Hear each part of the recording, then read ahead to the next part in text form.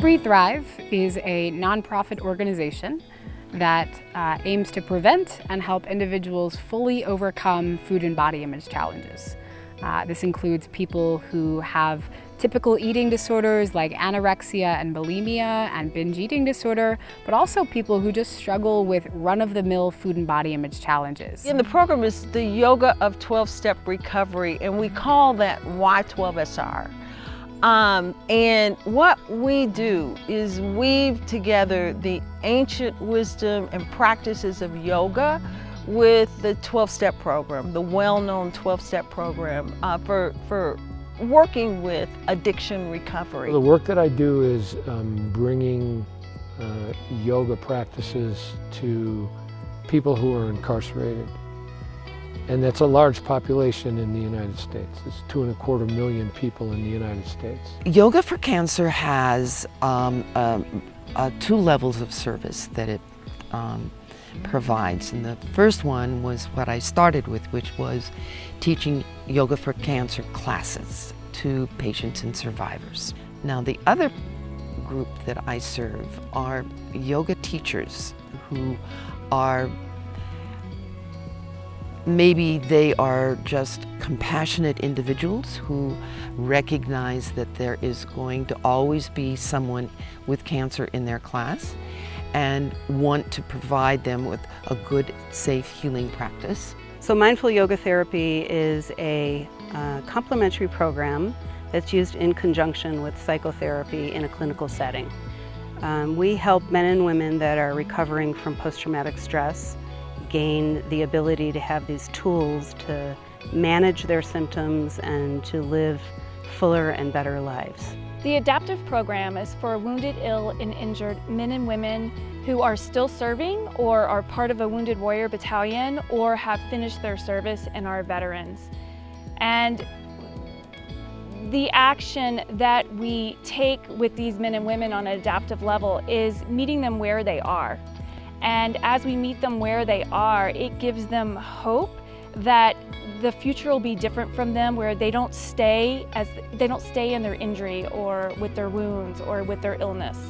The Give Back Yoga Foundation is a 501(c) program that supports yoga teachers who want to bring this practice to unserved and underserved populations. Here to Be is a social impact program designed to serve the service community. We have grants available for nonprofits that are doing community-based yoga programs, and the work really starts at the community level with our stores. In 2016, we currently have over 400 stores worldwide that get funds and a green light to donate product to yoga service organizations. And we also partner with bigger organizations that are doing this work at scale. And so we're here to serve as much as the people who are in the work are serving their communities too. Yoga service is essentially about taking the tools of an ancient contemplative practice and bringing them to people who are suffering. And in particular, bringing them to communities that might experience more suffering or may not have access to the tools for dealing with their suffering. I think in the work that I do with veterans and students who are still serving with injury, illness, that we're really bringing them back into their bodies and giving them a fuller life and giving them hope for the future. I equate yoga service with karma yoga. And karma yoga is the yoga of action. Another way of looking at that is taking your yoga practice and putting it into action in the world.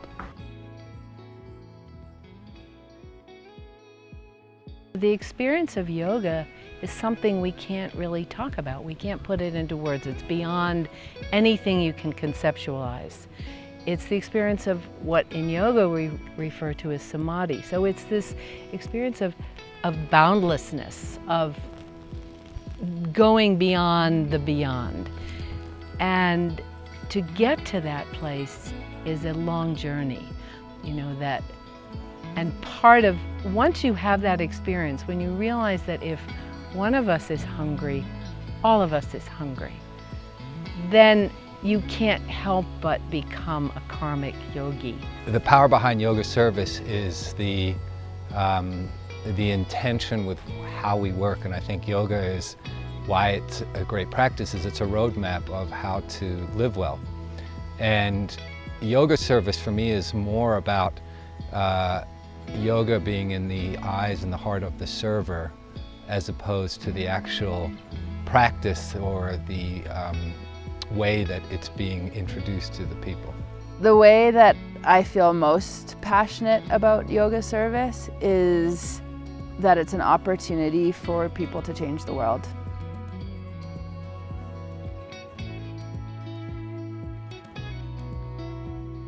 Yoga service has the capacity to help individuals who are suffering learn healthy coping techniques and find a sense of home in their own skin. It changes people's lives. I see that in almost immediately when someone comes full of fears and doubts about what they can do to help themselves, and in a very short period of time find the value of yoga to change their life, and to return and come back time after time as they see themselves recovering. Recently I got a note from a Vietnam War veteran who has become a yoga teacher, and he's now off of 23 meds. So a life has been saved, and he's part of a community of veterans. And now, through our Mindful Yoga Therapy program, we're bringing yoga to lots of veterans around this country. At a communal level, I think yoga has this incredible way of bringing down barriers. I think so often we hold the parts of ourselves that feel most vulnerable deep inside, and we don't let anyone see it. And as a result, we end up feeling very lonely, very misunderstood. We feel like no one out there gets it, but it's also because we're putting on a front. And I think yoga asks us to be with the moment as it is, and to be with other people as they are, and to be with ourselves as they are. And there's this magical thing that happens to people who practice yoga in a group, where they start becoming more vulnerable with one another, and they start being more willing to offer a hand and to say, hey, I've missed you over the past couple weeks, and you seem really sad. What's going on? I'm around for a cup of coffee. As Gandhi says, when you've got to be the change that you want to see in the world, and we've seen over and over again when we act in a certain way, the power that it has on the people around us. And we are seeing that over and over now in the yoga community, how one person is influencing many. But then when we take that attitude out of the yoga room and we act and serve in a certain way, well, it's catchy. And people catch on and they go, wow, why is this person doing that? And let me try it, and it feels good. Yoga as a practice has a number of tools that are cost effective and outcome effective. So I think yoga could have a major impact on our healthcare system. So I think yoga could reduce the cost of treating certain illnesses. I think in the case of eating disorders, yoga has the potential to reduce relapse, to improve the effectiveness of treatment, and to provide support systems for those who would not otherwise be able to access treatment. In the work that I do in the world, seeing how it has impacted me and made me into a better, just a better human being on the planet. And I've seen what it does in communities. I've seen how when there is a restoration to wholeness, which yoga facilitates, that it ripples out into families, and then those families are a part of communities, and then those communities are a part of cities. And so the effect is ripples on and on and on, and it's a beautiful thing to see.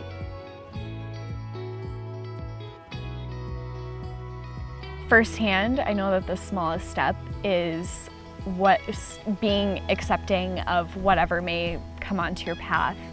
So finding your passion and knowing what you care about. Well, you could start by just donating your time to something that you feel really is important in the world. So maybe just give a couple hours a week to something that you feel will help change the world. Getting started in yoga service just requires one small step. People often think it's, that they have to jump in with some huge project. And I always think the first step you can take is just to say hello to the person at the checkout counter when you're buying your groceries, or help someone across the street. Just these simple acts of kindness.